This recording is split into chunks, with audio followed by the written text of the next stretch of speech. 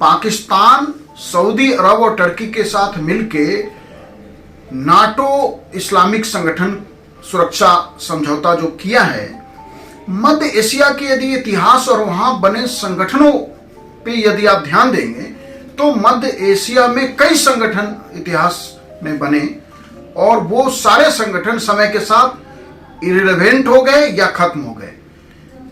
क्या यह जो मक्का संगठन है या इस्लामिक नाटो संगठन सऊदी अरब, पाकिस्तान और टर्की का, या क्या है, इसकी कितनी सफलता है, उस पे बात करने से पहले हम इस वीडियो में यह बात कर लें कि मध्य एशिया में जो इससे पहले संगठन बने उनका क्या इतिहास रहा, कौन कौन से संगठन बने।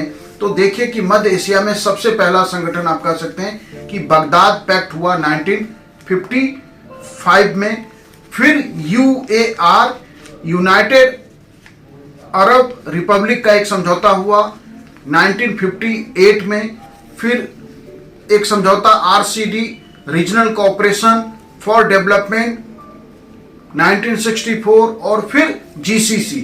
4 संगठन मध्य एशिया में बने और यदि इन चारों संगठनों को यदि आप देखें तो जो सबसे पहला बगदाद पैक्ट, ये 24 फरवरी 1955 को बगदाद में यह समझौता, यह जो है संगठन सामने आया। वैसे बाद में इसका नाम बदल दिया गया था, सेंटो हो गया इसका नाम, सेंट्रल ट्रीटी ऑर्गेनाइजेशन, और कई सदस्य देश थे इसमें बगदाद पैक्ट में। इसमें इराक तो संस्थापक सदस्य था, टर्की था, ईरान था, पाकिस्तान था, ब्रिटेन और अमेरिका भी। वैसे अमेरिका पूर्ण सदस्य नहीं था लेकिन वह सैन्य समझौते से बंधा हुआ था और यह एक मिलिट्री ऑर्गेनाइजेशन था, सैन्य संगठन बना था। ये उद्देश्य था उस समय जो दुनिया में शीत युद्ध चल रहा था उसमें सोवियत संघ के विरुद्ध या सोवियत संघ के प्रभाव को रोकने के लिए यह संगठन बना। तो सोवियत संघ के विरोध में भी था संगठन और सोवियत संघ का प्रभाव रोकने के लिए। इसलिए आप देखें कि इसमें यूनाइटेड किंगडम, ब्रिटेन और सदस्य के रूप में, पूर्ण सदस्य के रूप में मौजूद है, और अमेरिका सैन्य सदस्य के रूप में, एसोसिएट मेंबर के रूप में इसमें उपस्थित था। यह संगठन जब इराक में 1958 में राजशाही का तख्ता पलट हो गया, इराक में भी राजसत्ता थी और वहां उनको बाहर कर दिया गया, एक नई राष्ट्रवादी सरकार बनी। उस सरकार ने 1958 में इराक को इस संगठन से अलग कर लिया। माने जो बगदाद पैक्ट समझौता इराक का इनिशिएटिव था उससे ही इराक अलग हो गया। 1979 में ईरान की इस्लामिक रेवोल्यूशन हुई अयातुल्ला के लीडरशिप में, और इस अयातुल्ला की क्रांति, इस्लामिक क्रांति, जिसमें ईरान के पहलवी डायनेस्टी को सत्ता से हटा के एक इस्लामिक शासन की स्थापना हुई ईरान में।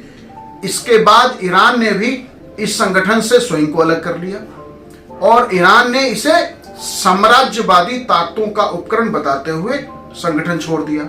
ईरान के निकलते ही पाकिस्तान और टर्की ने भी इसे अप्रासंगिक मानकर मार्च 1979 में इसे भंग कर दिया।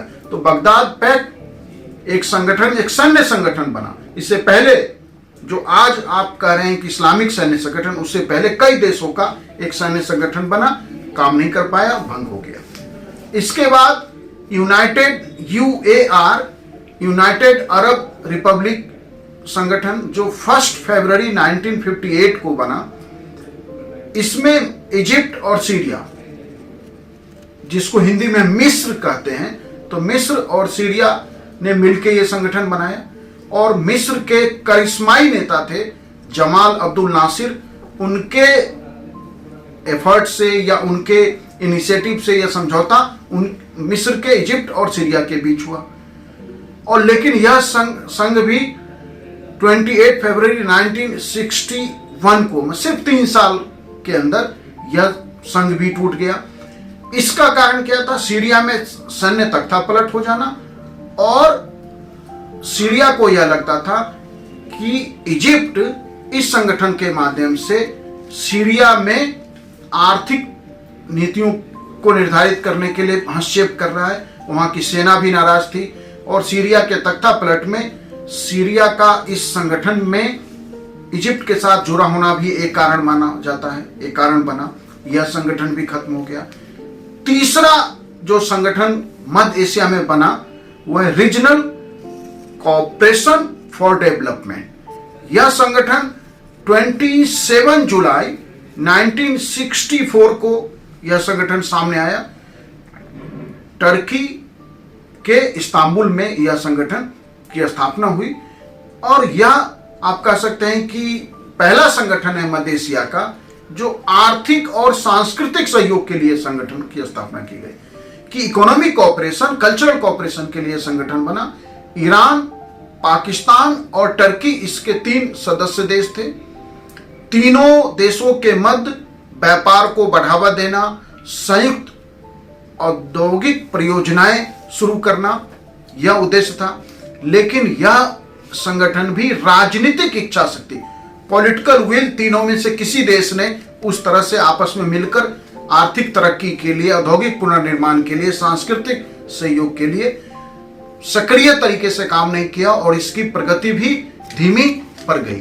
तो इस तरह से यह संगठन भी बगदाद पैक्ट की तरह 1979 में ईरान की क्रांति के बाद यह संगठन भी खत्म हो गया। वैसे इस संदर्भ में एक बात ध्यान रखना है कि इस संगठन को बाद में पुनर्जीवित किया गया 1985 में और इस इकोनॉमिक कोऑपरेशन ऑर्गेनाइजेशन इसका नाम बदलकर कर दिया गया, जिसके बाद कई और भी मध्य एशिया के देशों का इसमें शामिल होना हुआ। कई मध्य एशिया के देश इसमें सम्मिलित हुए, लेकिन यह संगठन भी अप्रासंगिक पड़ा हुआ है।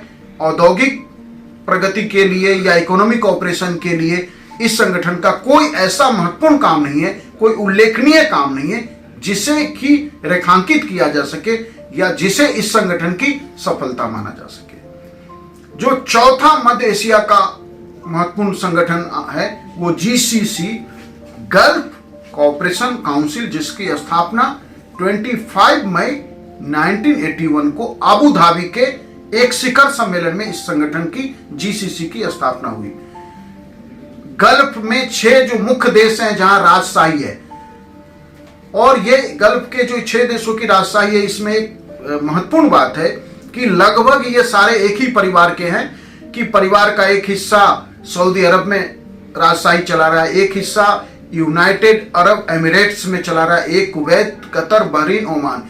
लगभग एक ही परिवार के ब्रांचोज ने, आप कह सकते हैं कि गल्फ के इन देशों को आपस में बांट के अलग अलग देशों में या अलग अलग देश बन गए हैं और वहां राजशाही चला रहे हैं। इन 6 देश जहां राजशाही है, Saudi Arab, United Arab Emirates, UAE, Kuwait, Qatar, Bahrain और ओमान, इन 6 देशों का यह संगठन है गल्फ कोऑपरेशन काउंसिल।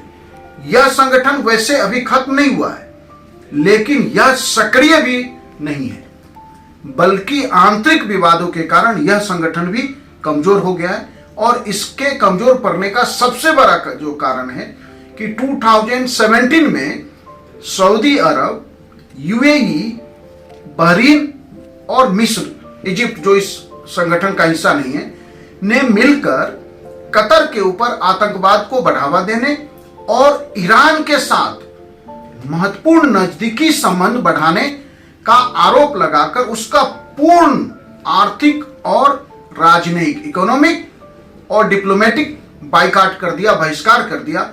इससे जीसीसी, गल्फ कोऑपरेशन काउंसिल को इस टकराव ने हिलाकर रख दिया, कमजोर कर दिया। वैसे जनवरी 2021 में अलग अलग समझौतों के बाद जो है, जिसे अल अला समझौता भी कहते हैं, के बाद कतर के साथ संबंध बहाल हो गए हैं। लेकिन क्षेत्रीय मुद्दे, ईरान के साथ जो कतर के संबंध हैं, यमन का युद्ध है, इसके कारण यह संगठन आज भी सक्रियता से काम नहीं कर पा रहा है। दूसरा, इस संगठन जो है गल्फ कोऑपरेशन काउंसिल में सऊदी अरब और यूएई, यूनाइटेड एमिरेट्स के बीच जो है नेतृत्व, लीडरशिप को लेके एक रेस चल रहा है। सऊदी अरब इस संगठन को कंट्रोल करना चाहता है, यूएई अलग से इस संगठन को कंट्रोल करना चाहता है। तो कूटनीतिक मतभेद और इन अनेक कारणों से गल्फ कॉपरेशन काउंसिल भी एक तरह से कहिए कि कमजोर पड़ा हुआ है, निष्क्रिय पड़ा हुआ संगठन है। तो मध्य एशिया के इतिहास में जो भी संगठन बने, कोई भी संगठन कोई प्रभावी भूमिका नहीं ले उसका सामने आया, न कोई ऐसा अचीवमेंट जिसे दुनिया में जो है एक्सेप्ट किया जा सके या जिसे कहा जाए कि यह इस संगठन की सफलता है। तो शायद ऐसा ही कोई हर्ष पाकिस्तान, सऊदी अरब और टर्की का जो ये कहा जा रहा है कि इस्लामिक नाटो की स्थापना, इस पे हम एक अलग वीडियो में बात करेंगे कि इस्लामिक नाटो क्यों इसे कहा जा रहा है, क्या ऑब्जेक्टिव है और इस संगठन का भविष्य क्या दिखता है। Thank you.